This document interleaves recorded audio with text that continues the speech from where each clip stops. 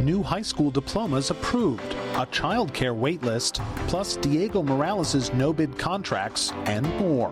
From the television studios at WFYI, it's Indiana Week in Review for the week ending December 13th, 2024.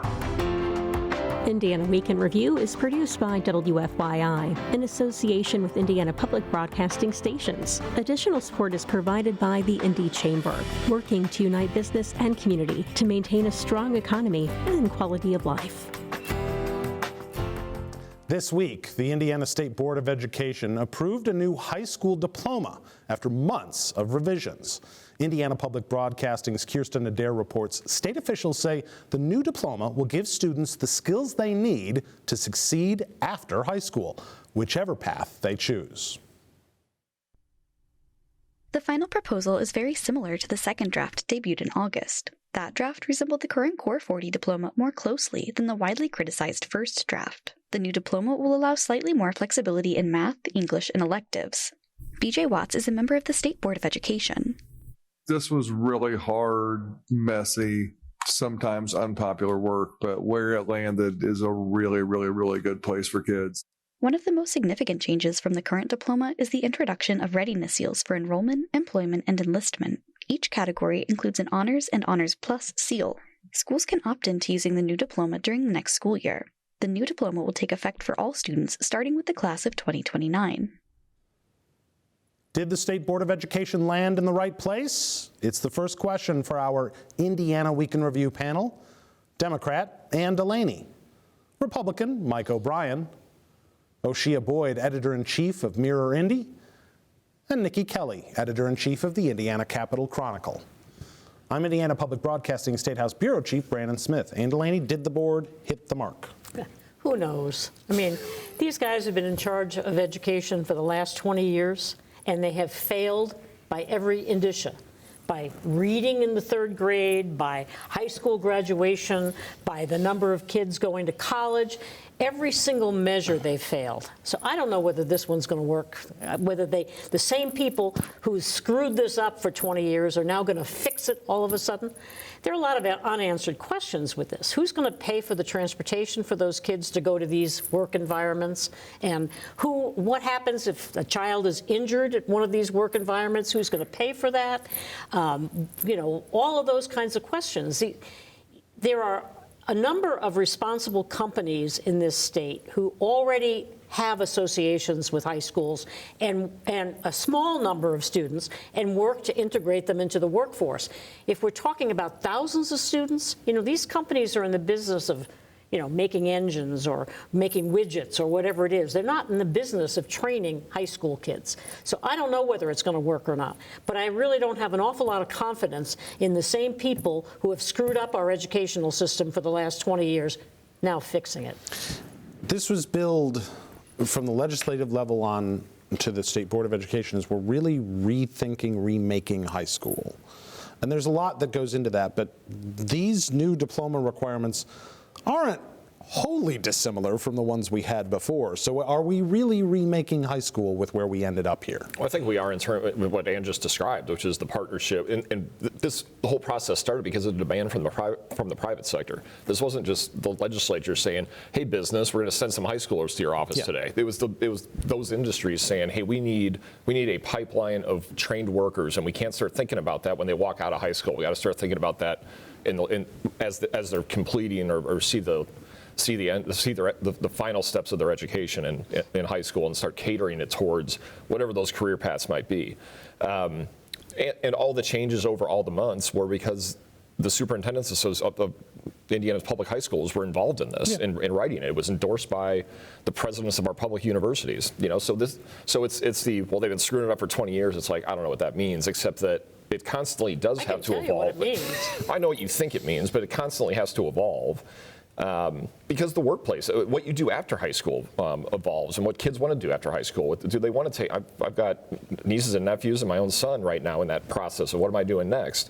And there's a lot of different answers to that. I'm going to college, or I want to go to a trade school, or I want to do something else. So thinking about that not when you're 19, when you're 17, 18 years old, and your school's a partner in that, and the private sector is a partner in that, is really important. A lot of the criticism of the early part of this process, the first draft of this new diploma, was a lot of confusion from a lot of the folks Mike just mentioned, superintendents to presidents of universities to parents, importantly parents and students going, what are you talking about? What does any of this mean? Do you feel like we got to a place of more clarity with these final requirements? Do you think it got better as it went along? I think it got better as it went along, but I don't know that the average parent and student would still understand. I'm thinking about parents who have children who would be one in one graduation requirement, another in another graduation requirement. What do we do with, when does it start? Because you can opt in, but you don't have to opt in. It doesn't take effect until 2029. Right? Then the other one ends at 2028. Right. So the 8th grade, start with the 8th grade class now. Yeah. So I think for a parent, you're all kind of confused if you have kids who will be in both of those cohorts. I also think, to Ann's point, it is kind of frustrating for parents to think like we're restructuring again. We keep restructuring, like, didn't we just do this? Because I thought, didn't we just do this reinventing high school again? I also wonder, why aren't we going back even before high school, before 17, 18, to think about what can we do to start preparing students before they even get to high school, start thinking about what we're going to do after high school. Because we still have 3rd grade we have to worry about. We're still talking about pre-K. So what are we doing to actually get kids into that area of thinking about school, after school, Army, enlisting, employment, education after high school? I think high school is kind of late to be starting that thought. Well, to that end, yeah. I was going to say, if you look at all these all these requirements, I mean, those kids are going to have to know going into 9th grade which way they want to go. Is that fair to expect from a 14-year-old? I mean, they have just so many different things. They can change. They can change, but I'm just saying they are going to have to start thinking about it much earlier to pick a path and then start getting the classes they need for each path, or the 75 hours of an internship or an apprenticeship they need. And I go back and forth on that. Part of me thinks it's good for them to start thinking about their options, and part of me thinks, good Lord, let them be kids for a while longer, you know? But yeah. Are you asking too much of a 14-year-old's brain to go, yeah, I know what I'm going to do for the next 40 years of my life? Yes and no. I did use subscription when I was in 6th grade. Well, you're very special, Mike. You're very 4th grade. I knew I wanted to be a journalist in 4th grade, but not everyone does. Yeah, we're the rarity, right? Yeah. We're not normal in that respect. We know that. Yeah, we're definitely. I said in we're that definitely respect. not normal. Yeah. All right. The state is re-implementing a wait list for 2 of its child care voucher programs: the Child Care Development Fund and On My Way Pre-K. Indiana Public Broadcasting's Tamoria Cunningham reports this is the first time since 2018 new voucher applicants will be waitlisted. The 2 programs are administered by the Indiana Family and Social Services Administration's Office of Early Childhood and Out-of-School Learning. FSSA says the wait list is in response to a growth in both programs, citing an increase of more than 30,000 children who have participated over the last 2 years. Currently, the wait list will only impact new applicants, with priority given to On My Way Pre-K applications, families who earn below 100% of the federal poverty line, and children of child care workers. Other applicants will receive vouchers while they are available. The vouchers for these programs assist families that are seeking employment or who are enrolled in an education or training program and who make less than 150% of the federal poverty line. Mike O'Brien, we've talked about it before. We'll be talking about it for the next several months. This is a year with a lot of budget requests and probably not a lot of budget money. Does this, though, put more pressure on lawmakers to increase funding for these programs? There's clearly more demand for it. They expanded the eligibility for it. That didn't follow enough funding to meet the demand. So they got to make a decision on whether or not this is a priority or not. We have talked about childcare more in the last couple of years than ever before. It was typically kind of a Democrat issue, and as employers have made it more of a priority, for their back to workforce. It's become more of a mainstream, and Republicans in charge of the legislature have focused on it. Pre-K, it's fits and starts for decades, right? Of like, create the program, originally, when we were first talking about this, what was it, 15 years ago? Yeah. A long time ago, it was supposed to be the employers were involved, locals were involved, the state was going to help fund the large share of it, and it just hasn't caught on, right? And I mean, there's obviously demand here. It was a big push by Mike Pence, and he got the startup money, right? And then it's never really gone much higher than that because the expense of it is like so significant. It can't just be a state line item, and that's always been the problem with it. Despite all the evidence that it's how important it is to what we just talked about. By the time you get to high school, it matters a lot if you were in pre-K. Yeah. It matters a lot what you did 10 years earlier. All the data plays that out, but it's a matter of priorities and choosing what you're going to spend this limited amount of money on. We have seen on child care, we have seen Republican leaders start to talk more about it, but increasingly the message, at least I think I hear Todd Houston say this, which is, don't come to the state looking for the answer on child care. We will work on regulations, making sure that we're making it as easy as possible to get access to these programs, but it has to be the private sector who steps up, companies stepping up and providing it for their workers, doing things at the local level. Should it be the state's responsibility to dramatically expand access? If you're going to talk about choice in educating children, why aren't vouchers available for preschool, for pre-K, and for childcare? I mean, the data sounds like is you're there. advocating for a huge expansion of the voucher program. Well, it makes more sense than giving vouchers to people making $220,000 a year. It makes more sense. Maybe everybody gets a certain amount of money, and they can use it for preschool or childcare, or they can use it for private education, or they can use it for college. Okay? Maybe that's more fair, and put a cap on that income-wise. Because if you're talking about jobs that are not being filled because we don't have enough people in the workforce, this is the single biggest impediment. You can't ask people making $15 an hour to be paying $300 a week for childcare. Yeah, we just talked about in the first topic about the redesign of high school was about that talent pipeline, about making sure we have enough workers to meet the demands of our future economy. Isn't this a huge impediment to that if the state doesn't step up in a more significant way? And that's what the employer community has been saying for the last couple of years. And in some states they've used child care tax credits. We obviously had federal help with that for a while. I mean, to me, using these two programs is a maybe better way to funnel that state money. If you're going to add money, I'm saying, like maybe not create a whole new tax credit, but say, we've got these two programs, we're going to put more money into it. We want these to grow where we can see the kids getting helped. They're income driven too, which makes sense. Right.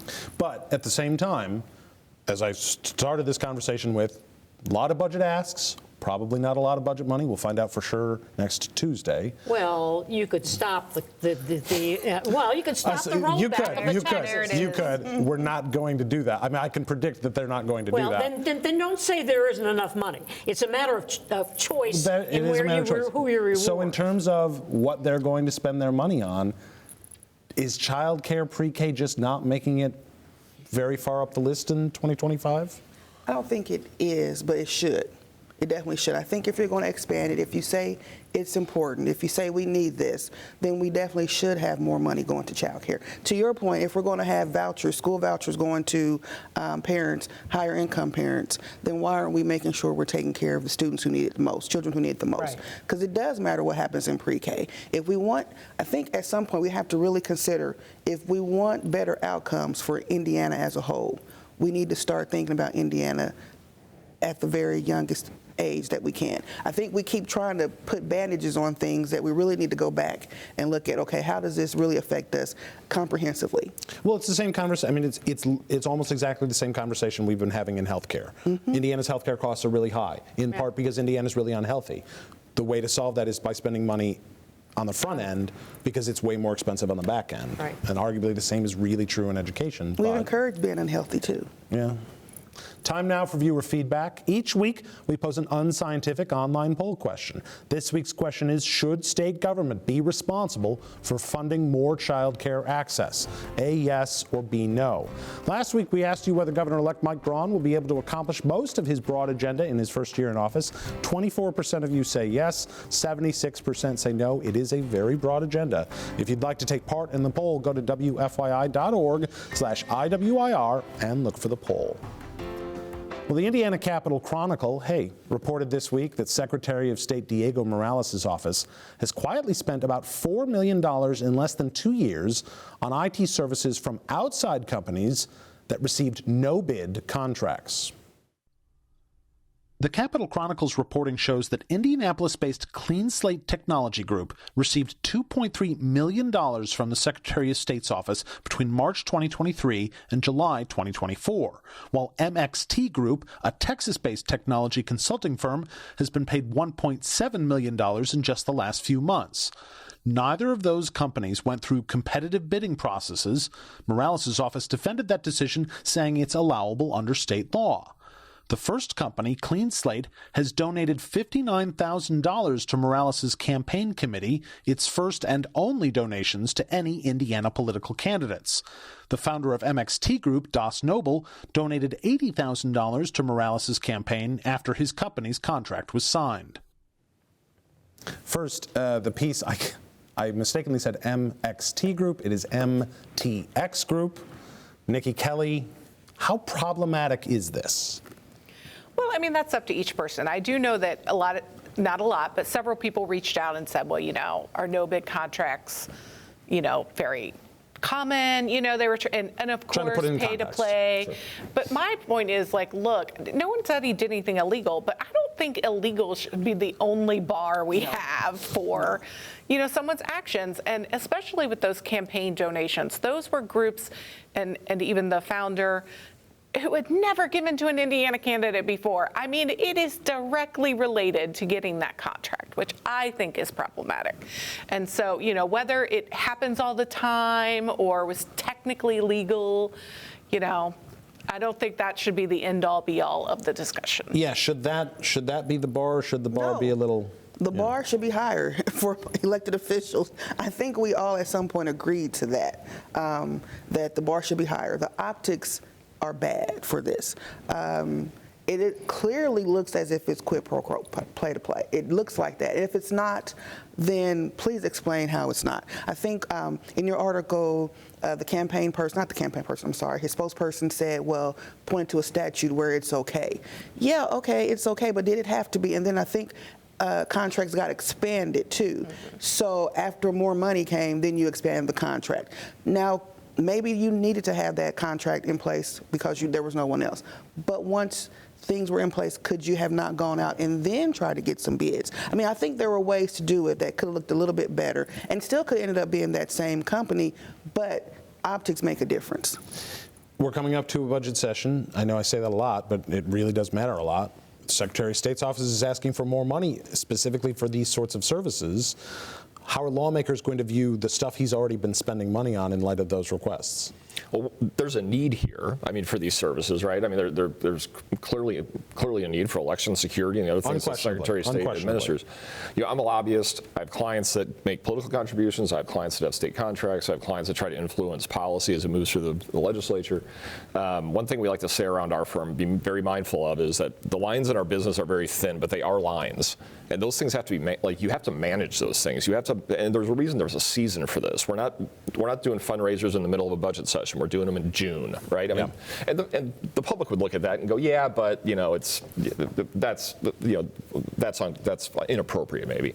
But I think it's important that people in these positions have to be mindful of what they're doing and when they're doing it. Yes, there's people raising money to run campaigns. Yes, there are companies that are doing business with government that make those contributions. But keeping those things separate is really important, and managing when those things happen and when those conversations take place. And they're separate. They've got to be separate, and they've got to be at different times. And I know the public, there's plenty of reasons to knock on that process, but the process is what it is. So within the confines of what's legal, make it as appropriate and transparent as you can. The same question I sort of asked Mike, which is, Do you think the legislature will look more suspiciously at Diego Morales' budget requests in light of this? I think they should, and particularly with the bonus bonanza that he had in his office too. I mean, there are reasons to question. I certainly questioned before he was elected when he lied about different things and all. So I think they'll look at it more carefully. But this is exactly why we need investigative journalism. You know, when I was in the State House, there were something north of 40 credentialed reporters. Now what? Are there a dozen, maybe? Maybe? A little more than something like that. But not much better more. than it's been. Better than it's been. Okay, but it's not where it used to be, and not where it used to be, and not where we need it to be to expose these kinds of things. It's not just giving. I understand that people that do business with the state have an interest in seeing who's elected that is perfectly legitimate. But giving $50,000 to a Secretary of State's race in an off-year election? I mean, 3 years before he's up. 3 years before he's up again, in conjunction with awarding of contracts? I bet they'll look at it. They better look at it. All right. Indiana is one of 12 states that are vulnerable to Medicaid coverage loss if federal funding is reduced under the upcoming Trump administration. Indiana Public Broadcasting's Abigail Ruman reports more than 750,000 Hoosiers would automatically lose health coverage if federal funding dips below a certain threshold. 90% of funding for Medicaid expansion programs, like the Healthy Indiana Plan or HIP, comes from the federal government. When some states wrote their programs into law, they included what's known as a trigger law in case federal funding was reduced. Adam Searing is a research professor at Georgetown University's Center for Children and Families. He says these trigger laws can require states to end their expansion programs if there are changes to federal funding. States like Indiana, it's pretty automatic. There's some limited review, but the expansion, if the legislature doesn't do anything, the expansion just goes away. Searing says this isn't just a theoretical possibility. The Trump administration has already shown interest in reducing federal Medicaid funding. Oseye, lawmakers are going to be grappling with the Medicaid budget in this upcoming session. I know I keep mentioning the budget, but it's going to come up a lot. How much does this potentially complicate those discussions? I think it could complicate it a lot. There are a lot of balls in the air, if you will, when it comes to Medicaid. I mean, we have what President-elect Trump has said he wants to do. We already know we have the waiver waitlist issue happening. Now we're talking about the trigger and actually reducing 700,000 people, 750,000 people off of HIP, Healthy Indiana Plan, an expansion of Medicaid. So that's people who actually work and who need this because there are no other health care options. So if those people are also taken off, what happens to Indiana? Do everyone go to the emergency room now when they need medical assistance? What happens to the health care deserts that already exist in rural Indiana? But Governor-elect Braun has said that he has no interest in removing Medicaid or reducing Medicaid or HIP. So then what happens there? How do we make everything happen? How do lawmakers figure out how to make it all happen? What we have, I think, one of the interesting things is we're talking about money, but we're really talking about people. Yeah. So then how do we really help or harm people with our budget? So that's going to be interesting. I don't envy the lawmakers. I mean, you want to solve the growth in the Medicaid budget, you could kick 750,000 people off of it, but the irony is that actually wouldn't save the state much money. It wouldn't save the state much money, that's true. And just to explain to our audience, the reason it wouldn't save any money is the 10% that the state is funding is paid through a hospital assessment fee that hospitals pay and some tobacco money. Right. So the state actually isn't putting in a lot of cash for this program, but yet these people stand to lose, everything. And it would flood the market again and raise, hospitals would be hit the most because people would basically be treating them as primary care physicians. Is there any chance the legislature gets rid of the trigger? Well, it's an easy fix. Just put it in the budget, take it out, They could? They could do it. And it would make sense because you're because talking then at least about, it wouldn't happen immediately. Well, and you're talking about, like we were talking about with the child care, you're talking about the most vulnerable part of the population. And these, as you point out, are people who are working. They're trying to do to carry their own weight and all. They just don't have health care, or they have a chronic problem. The other problem that's going to come in addition, is one of the proposals in that 2025 thing is to take away the exemption for pre-existing conditions. And if that happens, it's going to have a tremendous effect on health care costs. How much does this trigger issue play into lawmakers' discussions in the upcoming session? In part, I mean, to have the contrary opinion, it makes it really easy. Because if the feds reduce your funding, and now you're picking up the tab, because you're right, the state's not paying very much right now. Unless the feds come in and go, hey, that Medicaid expansion money, that's your business, not ours. That's a problem. If they dropped it down to 80%, it would be a huge hit. Yeah, it's a huge hit. Oh yeah, and I think, but I also think it makes it easier for lawmakers if they go, hey, the feds just took all the money away, and if you want the Medicaid budget to completely engulf, I mean, we're going to keep talking about the Medicaid budget engulfing or continuing to engulf parts of the budget and creep in on other programming, but K-12 education first and foremost. This makes that would do it. That would do it. Yeah. Well, I'm sure that Jim Banks will protect the Hoosiers in that regard. He has a lot of influence with the Trump administration. That's why we need redistricting reform. We do need redistricting reform. I don't think that works for the U.S. Senate. I don't think that works for the U.S. Senate. No. That's Indiana Week in Review for this week. Our panel is Democrat Ann DeLaney, Republican Mike O'Brien, Oseye Boyd of Mirror Indy, and Niki Kelly of the Indiana Capital Chronicle. You can find Indiana Week in Review's podcast and episodes at wfyi.org/IWIR or on the PBS app. I'm Brandon Smith of Indiana Public Broadcasting.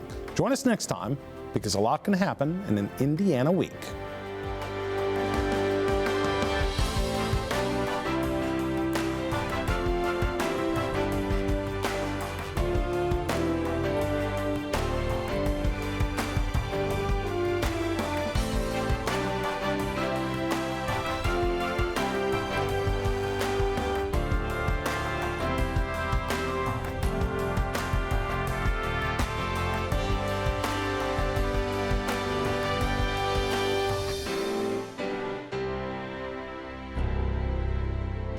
The views expressed are solely those of the panelists.